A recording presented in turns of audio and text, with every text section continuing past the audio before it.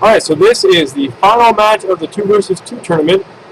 And it is come down to Team Andromeda, which is Kepler and Turbinator, which is the team we're going to be watching here on my screen. The other team is going to be Team Andromeda, Just Look At It, which is Evanescus and Platoon. This is a tournament that started off consisting of 8 different teams. We're now down to the final 2, and the final team, each player on the final team will, of course, get that prize of 2 $10 Riot Points cards apiece. We'll be giving them those codes as a prize to the winner. So, the picks this time were TF and Ergot, obviously, for the one team, and Tarek and Misfortune for the other. They have played this combination before in some earlier matches, I think, and it worked well for them. Take a look at the bands. It was Gangplank, Mordekaiser, Alistair, Fiddle, Blitz, and Nidalee this time.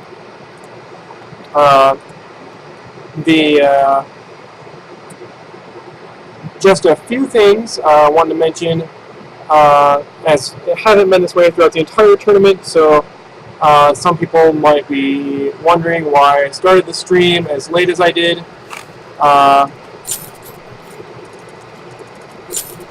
Earlier, of course, I had been starting the stream during when bands were being picked and such.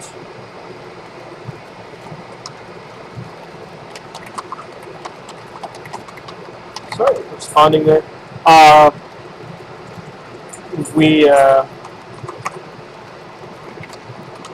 Welcome to Summoner's Rift. Sorry.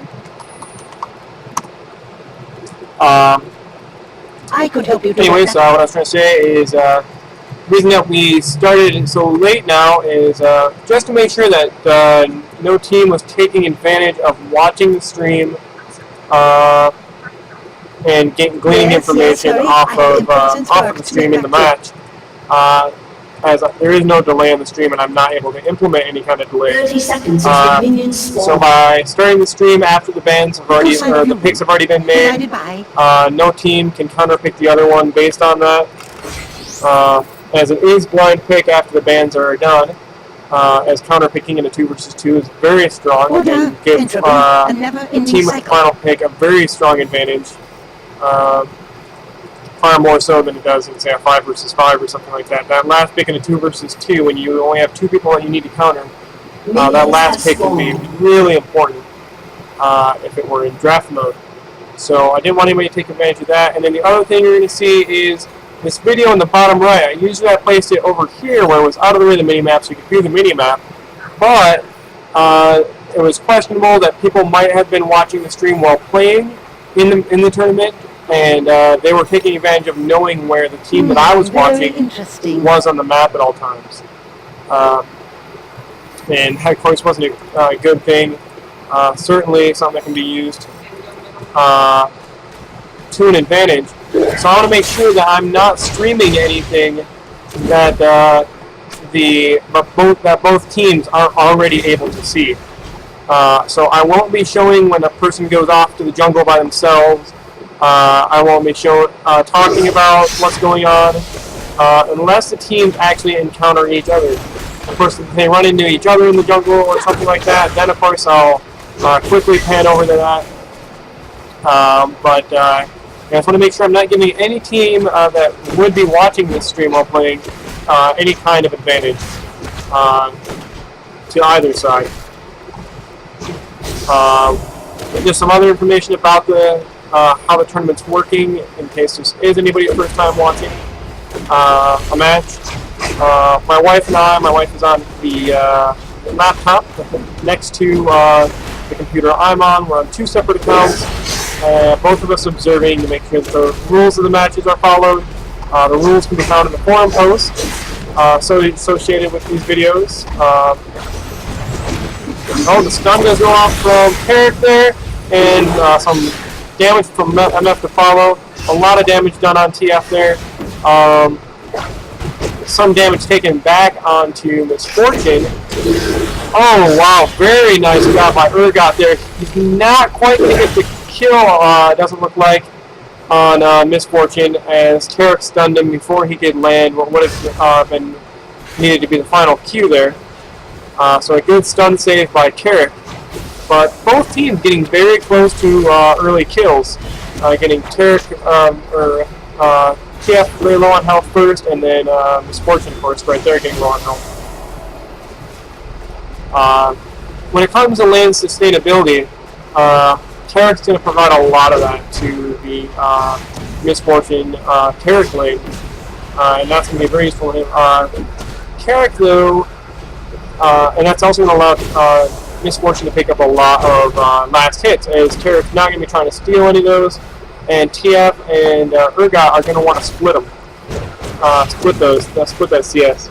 And neither of them are very strong junglers, so neither of them are going to be spending much of the early game in the jungle. So they're going to have to split this CS, where Misfortune is not going to have to split hers.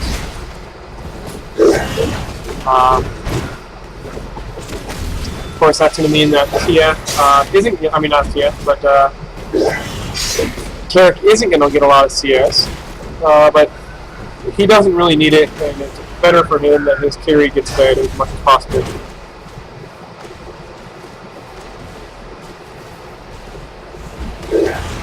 So most of the last hitting going on right now.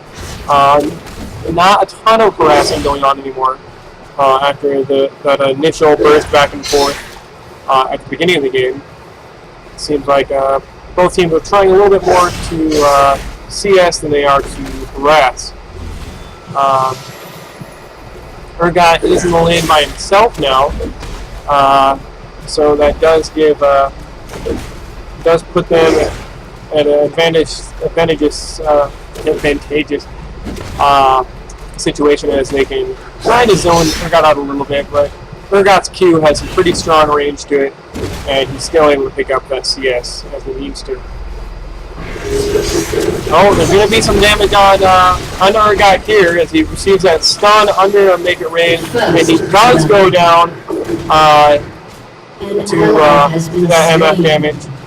TF not able to get back there in time to do much to help him. The only thing he really could have done to prevent him from taking that damage is to get that stun on MF, and just a really bad situation there for Urgot altogether. And I think, yes, Misfortune has taken a large lead on CS now. She now has the combined CS of TF and Urgot.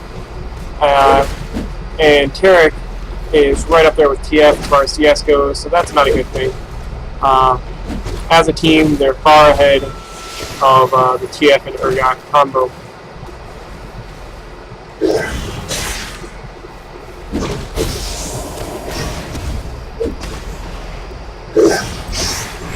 The stun goes off on Urgot. Make It Rain does fall, followed by the oh, I can't even think of this skill. But Misfortune does get a lot of damage there.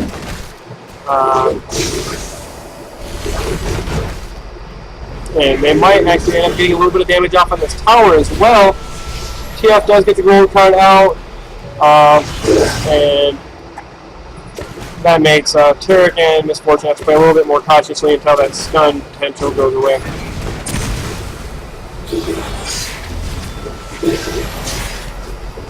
Double up. Why can I not think of that? All of a sudden again. That's the name of the skill I was trying to think of. I'm great at having things like in the tip of my tongue and not be able to think of them like that.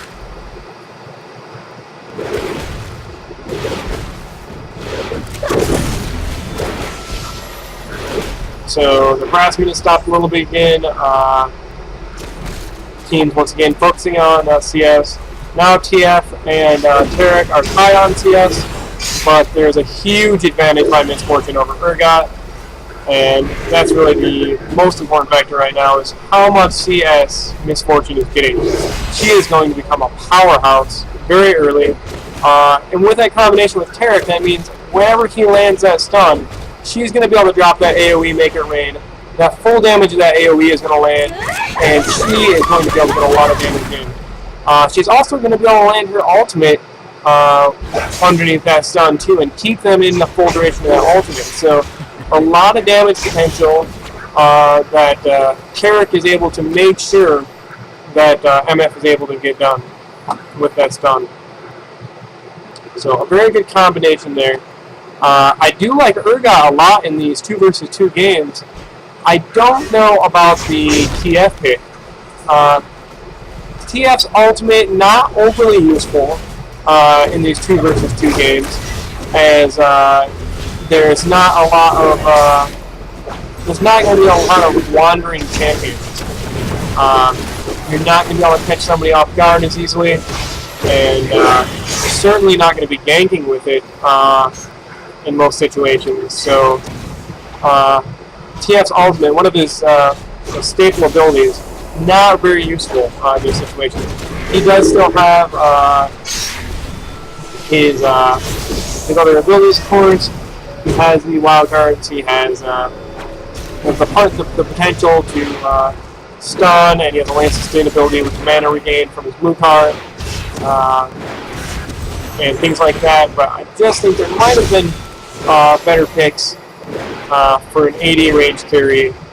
I mean, for a range carry, I shouldn't say AD versus AP, building AP, as most TFs do. But I think there might have just been better points for the game.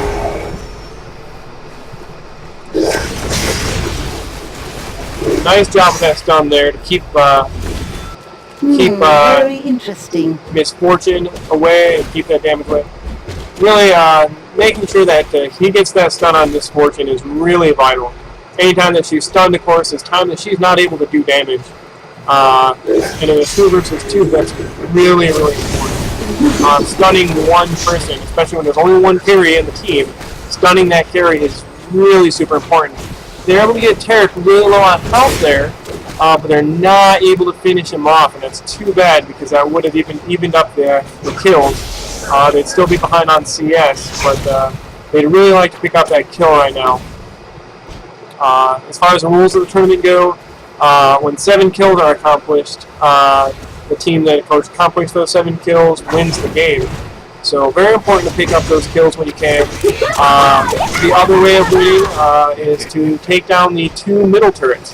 The first team to either take down those 2 middle turrets or get the 7 kills will win. So it's very important.